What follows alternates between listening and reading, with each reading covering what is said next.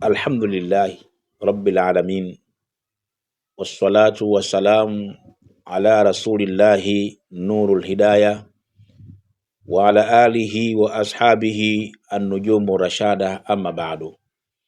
Baada ya kumshukuru Mwenyezi Mungu na kumtakia rehma na amani Mtume Muhammadin sallallahu alaihi wasallam, ndugu zangu wapenzi watazamaji wetu wa Msimbu TV, siku ya leo tena bimashiatillahi taala, kwa mapenzi yake Mwenyezi Mungu mtukufu, tumekuja na mada inayosema siri mbili zilizomo katika jina la Mwenyezi Mungu Al-Latif. Zitumie nasoma sana katika masiku haya mawili yaliyobaki katika mwezi huu wa Muharram. Leo tuko mwezi 27 Muharram, kwa tumesaliwa na siku mbili ama siku tatu kumaliza mwezi huu wa Muharram, miongoni katika miezi mitukufu, kwa maana baada ya mwezi huu hakuna tena mwezi mwingine mtukufu mpaka mwezi wa Rajab, bimaana mfungo 10. Leo tumekuja na moja katika majina yake Mwenyezi Mungu Subhanahu wa Ta'ala, bimaana Mwenyezi Mungu mwenyewe tayari katupa ruksa na katuambia kwamba tumuombe kwa majina yake yaliokuwa mazuri. Walillahi al-asmaul husna fad'uuhu biha, tumuombe kwayo Mwenyezi Mungu kwa majina yake yaliokuwa mazuri. Leo tunakwenda kuliangalia jina la Mwenyezi Mungu Subhanahu wa Ta'ala Al-Latif, na tutakwenda kumuomba kwa jina hili kwa mambo haya mawili. Kubwa la kwanza kabisa, Mwenyezi Mungu atufungulie milango yetu ya riziki. Mwenyezi Mungu atuondoshee nuksi, atuondoshee mikosi kutumia jina Al-Latif. Na jambo la pili, tutakwenda kumuomba Mwenyezi Mungu Subhanahu wa Ta'ala atufanye na sisi katika jamii ya watu tuonekane, tupendwe, tuitwe, tusionekane kama vile kituko katika jamii, katika maeneo unayoishi, katika sehemu unayofanya kazi. Basi tutakwenda kulitumia jina lake Mwenyezi Mungu Al-Latif. Kwa ni kuombe ndugu yangu katika imani, Muislamu na hata wewe sio kwa Muislamu, kwa sababu na Wakristo nao mara nyingi wanafuatilia hizo darasa zetu, anaweza na yeye akapenda akaenda kutumia kwa majina hayo vile vile. Kwa ni kuombe twende kuanzia mwanzo mpaka mwisho, kuna faida utakwenda kuipata kupitia katika darasa hii ya leo. Tumesema jambo la mwanzo tutakwenda kumuomba kwalo Mwenyezi Mungu katika swala zima la riziki. Inawezekana wewe riziki yako ni ya juu, Mungu amekupanulia, amekupa wasa, lakini hakuna tajiri ambaye ametosheka Sheikh. Hayupo duniani. Kusema huyo tajiri tayari katosheka, hayupo. Kwa hiyo hata kama wewe maisha yako yako ya juu, hapana budi kila wakati kumuomba Mwenyezi Mungu asikuporomoshe, kumuomba Mwenyezi Mungu kwamba pale ulipo basi upande kwenda juu. Na hivi ndivyo watu wengi tunavyoomba. Lakini inawezekana pengine mimi na wewe pengine hali yetu ni ya katikati. Yaani kuna mtu mwingine yeye anapata tu riziki yake ya kula lakini hana maendeleo. Hebu mwambie Mwenyezi Mungu sasa akufungulie kwa nia kabisa kwamba ya Rabbi nakaa nyumba ya kupanga, ya Rabbi napata shida kadha kadha kadha, ya Rabbi na kadha kadha. Mwambie Mwenyezi Mungu Subhanahu wa Ta'ala. Unajua muda mwingine hii kupanga majumba ya watu, hususan upo katika nchi yako, achilia mbali wale ambao katika nchi za watu huko Ulaya. Wewe upo katika nchi yako lakini bado unapanga nako mtihani. Muombe Mwenyezi Mungu akufungulie milango ya riziki. Mwenyezi Mungu, mimi shida yangu ni nyumba. Mwenyezi Mungu, shida yangu ni gari. Mwenyezi Mungu, shida yangu ni kadha kadha. Mwambie Mwenyezi Mungu Sheikh, atakupa kutumia jina lake Al-Latif. Kwa tunapozungumza riziki hapa sio kula tu, la, ziko aina nyingi sana. Mtu anaomba Mwenyezi Mungu amfungulie. Mwingine anahitaji Mwenyezi Mungu ampatie mtoto, Sheikh hana mtoto. Mwingine Mwenyezi Mungu amjalie maisha yake yamekuwa yako chini sana. Kuna mtu mwingine akiamka asubuhi anawaza kwamba leo nitakula nini, yani anahangaika kwamba leo nitakula nini. Mwingine akiamka anapanga kwamba leo nile nini. Kuna leo nile nini afu leo nitakula nini. Sasa ukiwa na hali kama hizi ndio dua za kumlilia Mwenyezi Mungu. Muislamu, kaa chini, mwambie Mwenyezi Mungu haja zako, mwambie Mwenyezi Mungu shida zako kupitia katika dua kama hizi. Sasa leo tunakwenda kuisoma dua hii na kwa idadi maalum ambayo nitakwenda kukupa muda si mrefu bimashiatillahi taala. Dua nzuri sana hii Muislamu. Na inshallah ni waahidi wale ambao mpo kwenye grupu langu la dua, leo nitawaandikieni hii dua, nitawatumieni kule inshallah. Nitawatumieni kwenye grupu letu la dua ili muwe nayo bimashiatillah kwa idhini ya Mwenyezi Mungu Subhanahu wa Ta'ala. Cha kufanya ndugu yangu Muislamu, utachukua udhu wako. Utachukua udhu baada ya kuchukua udhu wako, na haijalishi muda wowote utakayependa we mwenyewe, ila mimi ninakuomba fanya kitu kimoja tu, tumia nyakati hizi mbili katika hizi siku tatu za mwezi wa Muharram unamalizika. Tumia siku hizi nyakati mbili. Nyakati wa kwanza kabisa, tumia ule muda wa duha, ama tumia muda wa zawali. Tumia muda wa duha au tumia ule muda wa zawali. Zawali ni ule muda ambao kama dakika 5 au ngapi kuadhiniwa adhana ya nani ya dhuhuri, unaweza ukapitumia pale, au la basi tumia katika muda wa duha. Na hii duha inaanza tu baada ya kumalizika salati subhi, linapochomoza jua pale dakika 20 au 15. Baada ya hapo inakuwa tayari umeingia muda wa duha, na huo unakwenda mpaka inapokaribia adhuhuri. Isipokuwa duha kama utaichelewesha inakuwa ni bora zaidi. Kwa mfano, aliyeswali saa 2 asubuhi na atakayeswali saa 3, basi kuna fadhila tofauti hapa. Atakayeswali saa 3 na atakayeswali saa 4, fadhila tofauti. Mimi nikushauri duha ipige kwenye saa 5:30 hivi, swali duha yako. Unaweza ukaiomba dua hii katika muda wa duha, bi maana ukaswali sunati duha, au la ukaomba tu katika muda huo kuanzia saa 5:30 kwenda saa 6 ukaomba dua yako hiyo. Ama muda wa pili unaweza ukaomba katika baada ya salati al-asri kuanzia saa 10:30, 11, yani kabla magharibi katikati, ipige hii dua ndani ya siku tatu hizi zilizobakia za mwezi huo Muharram. Cha kufanya ndugu yangu katika imani, utachukua udhu wako. Baada ya kuchukua udhu, kama ni mswaliji utaswali raka 2. Baada ya raka 2, pale ulipokaa utasoma dua hii kwanza.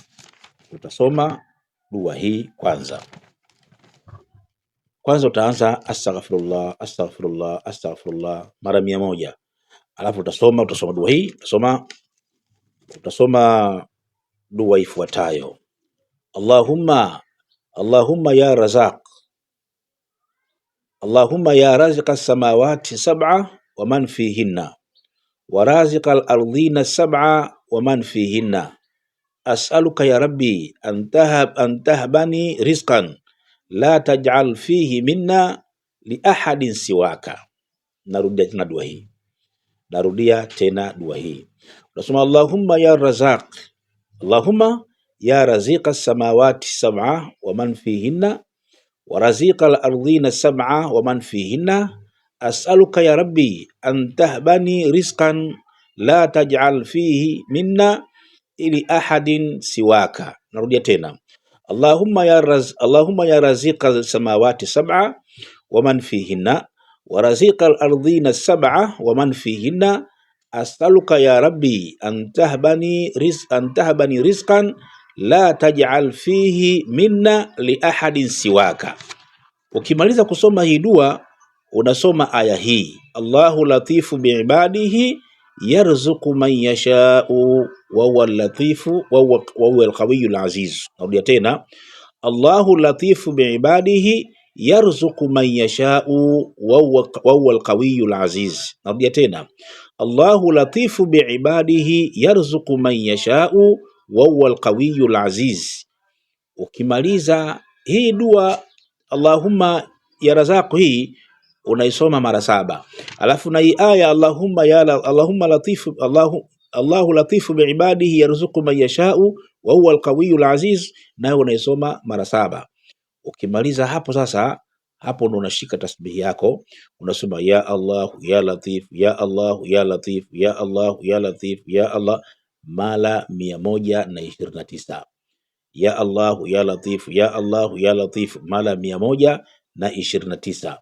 Wallahi alazim, shekhe wangu, kama utafanya hivyo utakwenda kuona mabadiliko makubwa sana katika maisha yako. Mimi ninayezungumza hapa ni shuhuda wa jambo hilo. Mimi ninayekwambia hapa ni shuhuda wa jambo hilo.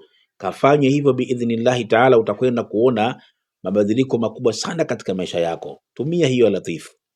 Nitarudia kipengele tena hicho, na kabla sijakirudia niwakumbushe ndugu zangu Waislamu, bado tunahitaji kamera kubwa. tuliokuwa nayo uwezo wake si wa kawaida, si mdogo, uwezo wake ni mdogo. Tuna rekodi, lakini muda mwingine hata hutuba za Ijumaa quality yake inakuwa sio nzuri. Kuna vitu vingi tunavikosa. Niwaombe ndugu zangu Waislamu, tunachohitaji ni kamera. Kamera tunayohitaji kwa bei ya mtumba inauzwa milioni 1,800,000 na mpaka leo hii tarehe 11 mwezi huu wa saba imesalia shilingi milioni 1,400,000 kukamilisha zoezi hilo. Milioni 1,400,000 kukamilisha tarehe 12 leo. Milioni 1,400,000 kukamilisha zoezi hilo. Niwaombe wapenda kheri popote mlipo, Waislamu hata wasoko Waislamu, tuifanye kheri hii. Mwenyezi Mungu atatulipa ndugu zangu. Mwenyezi Mungu atatufanyia wepesi katika mambo yetu, na wewe kuliwezesha jambo hili tukarekodi vipindi mbalimbali, darasa mbalimbali kama hivi, na wewe kuna fungu lako unapata mbele ya Mwenyezi Mungu Subhanahu wa Ta'ala. Niwaombe wapenda kheri, inshallah milioni 1,400,000 hii wanaweza wakaichangia hata watu 14 tu, wakitoa kila mmoja laki tayari imepatikana. Ama wewe una uwezo wa shilingi 10,000, una uwezo wa shilingi 20,000, una uwezo wa 30, kiasi kile ambacho Mwenyezi Mungu amekujalia ndugu yangu Muislamu. Namba unaziona hapo kwenye mkanda hapo chini, ndio namba zangu hizo. Ya kwanza ni Airtel hiyo 0788905151, na hii ya pili huko ni Tigo ya Mayasi 0773110001. Jina inakuja hapo Ali Athmani. Ndugu yangu, ulifanya hili na Mwenyezi Mungu Subhanahu wa Ta'ala atakulipa katika hili. Na hawa watu wanaitoa sadaka zao hizi huwa hatuwaachi hivi hivi. Kuna daftari maalum naandika majina na namba ya simu, majina na namba ya simu.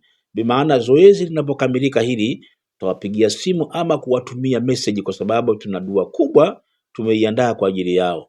Na Allah kama atajalia angalau tupate kijikondoo tuchinje kwa ajili ya watu hawa. Mwenyezi Mungu nao awafungulie majambo yao. Mwenyezi Mungu awafanyie sahali, awafanyie wepesi katika haja zao. Wana mazito, wana magumu, basi Allah awafanyie wepesi biidhnillah Ta'ala. Tunaomba sana katika hilo ndugu zangu Waislamu. Twende sasa tukamalizie. Nimesema unaanza kwanza kwa dua. Unaanza kwa nini? Kwa dua. Dua yenyewe unaisoma ni hii hapa hii.